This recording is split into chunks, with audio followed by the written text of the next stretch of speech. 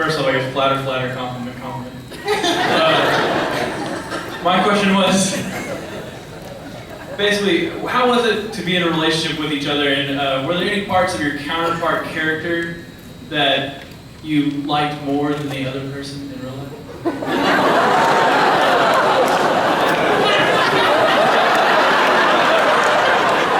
You mean like things I liked about Zoe that I wish Gina had?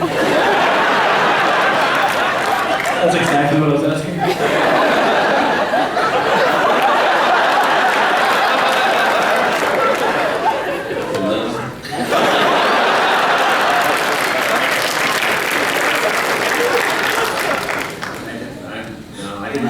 My brain never went down that road.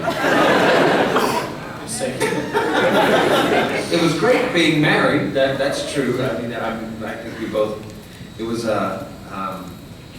we were an unlikely couple. It was neat, and you know, it was neat to have like little arguments and things. You know, there was jealousies and insecurities about her and Mal always going out. They were, you know, in there. And I remember when I did die. If Nathan were here right now, he'd say, always funny. I never mentioned when I die. Still funny. Nathan said, you know, that Zoe and Mal are going to hook up now. I said, no, what? No. He said, oh yeah, no, that's happening. But I didn't. But yeah. Don't you dare. Don't. No, there's always a Nara. Yeah. So Nara and Zoe hooked up, is that right?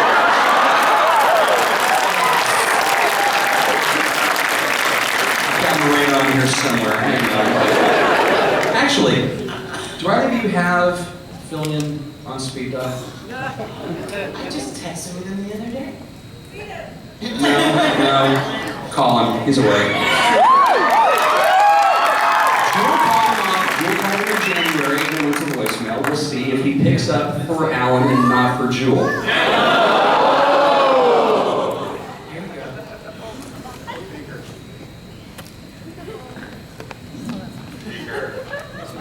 He doesn't have an interesting outgoing voicemail, I'll tell you that right now.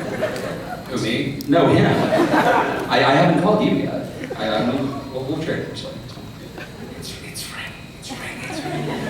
It's been ringing though, so unlikely. That's, I think, number 5.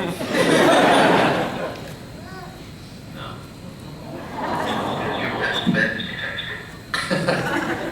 Yeah. I'll Your text. best bet is to text me. Yeah, he's like, don't leave a message here. I won't get it. And he doesn't get it. He's tired of getting calls from Dallas, maybe. That must be the case. Well, it's because we're going to keep calling him until he comes out. He always responds to my text.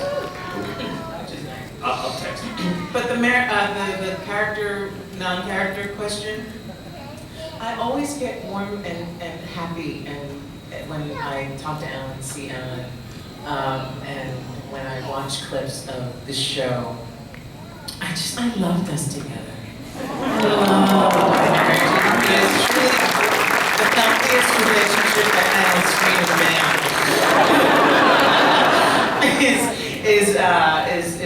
is our marriage, and yes, love you. And that's a lot of that is the chemistry between you two, but it's also from the writing team. People say, why can't they get women right on screen, blah, blah, blah. And I always point to Joss Whedon's shows throughout, because Joss Whedon and the writers that he works with tend to not objectify women and actually give them a real character and a real voice. And they pass the Bechdel test whenever you want them to, and always, you know, and that chemistry between you two was one of the best written married characters, married sets of characters on screen. I'm probably wrong. You guys don't think so, right? I think as an unmarried man, I agree. Right here in the middle? Yeah, are you kidding me? I mean, the perfect married couple. You guys just are awesome. And thank you both so much for both of you being here now. My main question is for Gina. How did we get so lucky to get you? You never do these things. I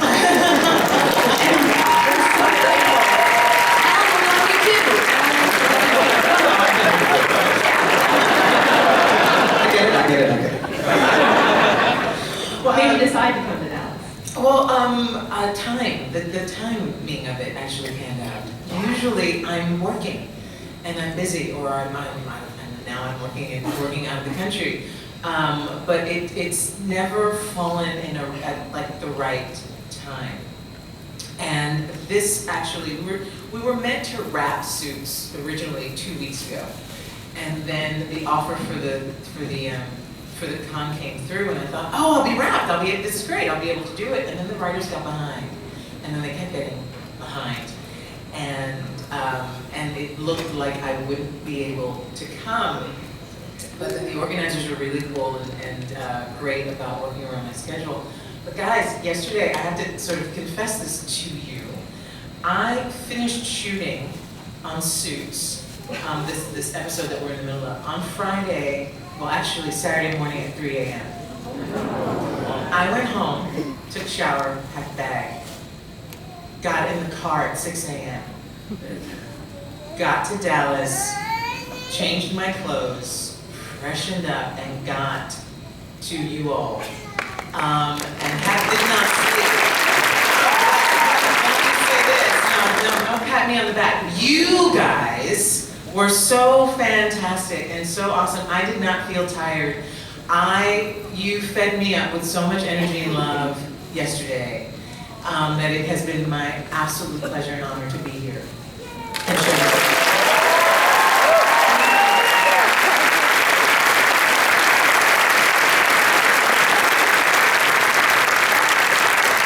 I want to do one last question, but before we do that, we talked about Hannibal coming up, Suits obviously coming up. Alan, you have a part in Wreck-It Ralph, which is coming out very But I think it's only in one of the trailers so far. I honestly don't think that he's a great character, but I kind of hope he stays out of the trailers. There's a strategy. He's a very great character. He's a good character. I just saw the movie a couple weeks ago, and I'm very excited about it. It is such a good movie. It is such a good movie. Like Disney does a good job when they do a good job. You know, they don't miss any opportunity to kind of pull at your heart in this place and make a joke. And if you like video games at all, you're going to get a lot of it, a lot of extra layers to the story because it's about characters in video games. But if you haven't, it's also a great story. And I play this guy named King Candy. So I'm not going to sound like this. I'm going to, he sounds a little bit like this. He's very happy, but he's not necessarily nice. And he's a very interesting character, and I encourage you to go see it. It really is a good movie. I cried. The best way I can describe it, and I'm not going to say anything about it because it's such an amazing flick. They've been screening it for the last week for the press. The best. You saw it? Yes. Oh, cool. Amazing flick. But here's the deal. Remember the first time you guys saw Who Framed Roger Rabbit? Just all of the, and if you're a student of animation, you saw all of these characters who might have been in one Warner Brothers short in 1939, and there he's walking back. You get the same density, you get that same experience from it. Trust me, you will see this movie at least twice, paid full price, and then you'll sit there, I still haven't seen it. It's an amazing film. It's cool. Yeah, it's neat. It's a neat movie. Thank you for the shout out. I have been telling you. I don't usually do that. It shouldn't be that hard to sell, but I think, I think it's good. Absolutely. All right, and then our final question right over here.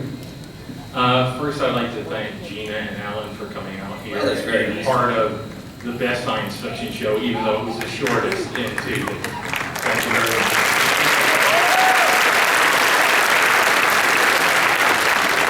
My question is for Alan. When Wash was, as I put it, gently caressed to death by the Reaver, how did that work? How did that line come about? The leaf on the wings. Was that scripted, or did you do that? Yeah, no, everything was scripted. Josh Joss is not one of those, and whatever you feel here, loosen it up. It's like, you're saying haven't, the lines have not. Like, he has you truly. No, he has. Yeah. There's a question mark at the end of that. It should sound like a question. Yeah. He's loosened up. When I did Dollhouse, there was a line where, I don't know which episode it was, but it was like, it was in second season, and some character calls me a troglodyte, and I said, and then we're supposed to fight, which is something just so unnatural. Anyway, let's fight. And he says, because I'm a troglodyte, or, did you just call me a troglodyte? And then we start fighting, and they go, put that in. And I said, what? Wait, what? I get to say what I say? I say that in the thing? We get to, when we film it, we're gonna say that? And Josh was there, he's like, yeah. It's like, you never let us say what we want. And it was just like, really? Oh, well, I relax, don't worry about it. Like, me? I'm not strict like that, am I? Like, really? He didn't, yeah, so he's chilled out a little bit, yeah, which is nice.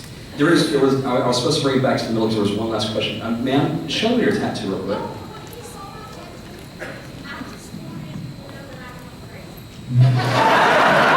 If y'all can hear, she has a tattoo that says, I'm a leaf on the wind, right?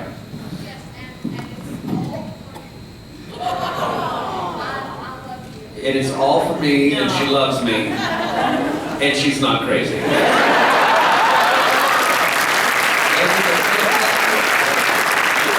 didn't think that.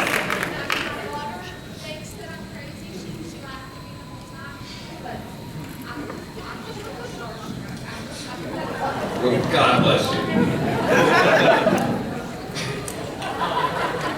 I would think you were crazy if, like, you got, like, washed like a stake through them. That would be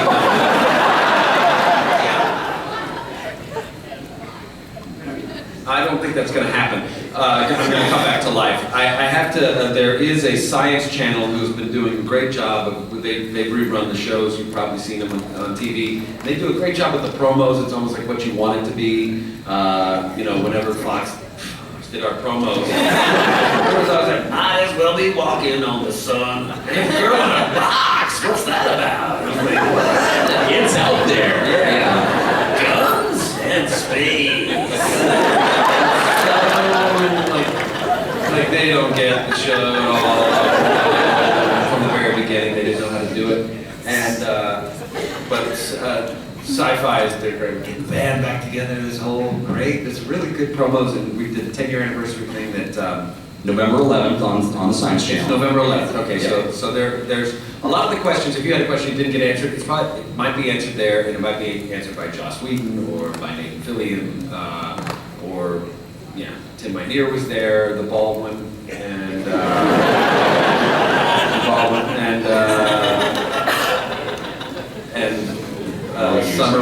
Summer River was there.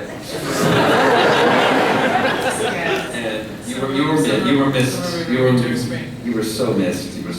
It's good. That's bad. It was working! Girls gotta make a living. Yeah. Guys, on behalf of everybody here and on behalf of Fan Days, thank you both so much for coming and speaking with me.